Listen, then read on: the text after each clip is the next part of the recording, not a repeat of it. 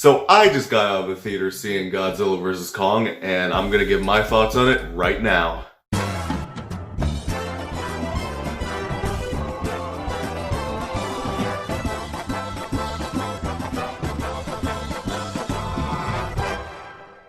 So before I get into this review of Godzilla vs. Kong, make sure you guys hit me a like and subscribe, and make sure to follow me on my social medias. I'll leave a link to them up above, or to it.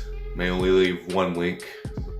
Hey, it's a link. And also, let me just get this out of the way about movie theaters, alright?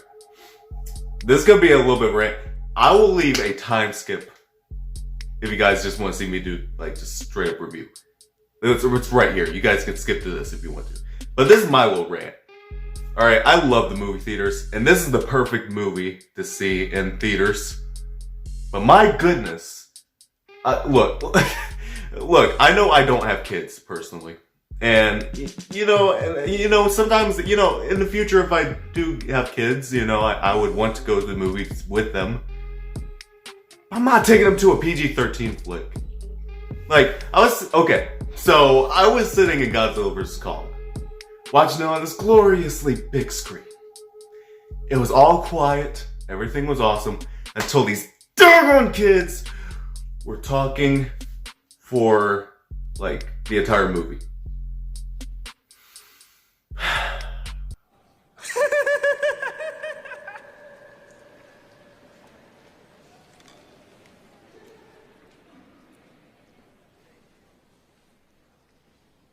That's just, why would you bring your kids into the theater? Anyway, that's my little rant. I just want to get that out of the way.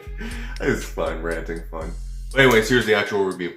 So, the synopsis of Godzilla vs. Kong is that, well, Godzilla's kind of gone a little bit cuckoo. He's gone off.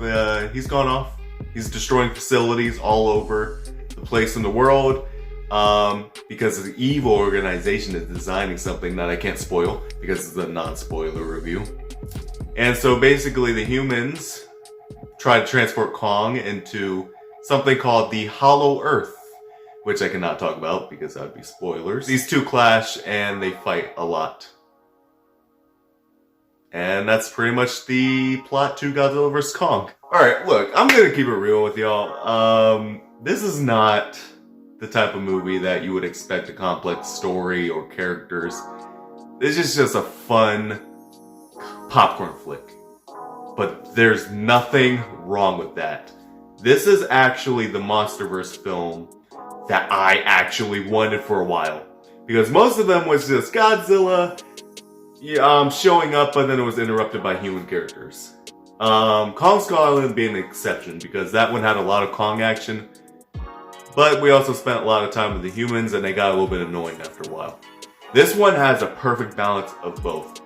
The human characters aren't designed to be complex or majorly developed. They're just here to get the monsters from point A to point B and have them fight. And that's basically kind of what I wanted and what a lot of us expected from this movie. And it's just, there's nothing, like I said, there's nothing wrong with not doing too much with the human characters. Just make sure to make them relevant enough to get the monsters together. So we can have those big fights that we all want to see.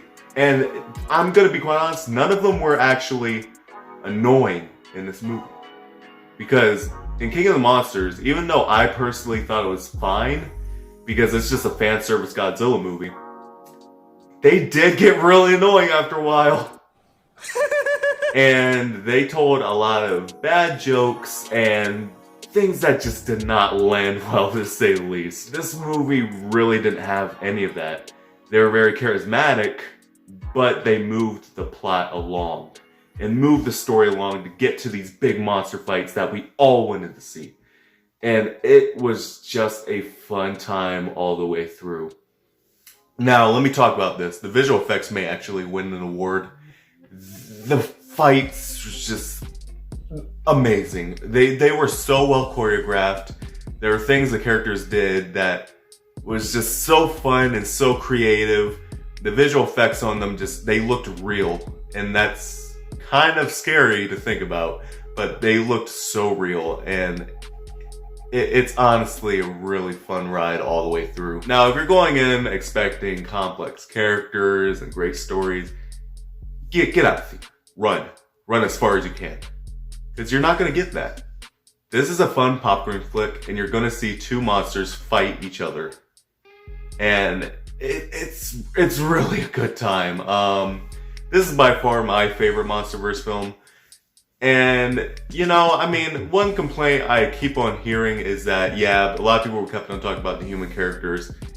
But to me personally, they weren't that big of a deal, considering they weren't like sure, they were focused on, but it's not like the movie tried to do more with them than they needed to.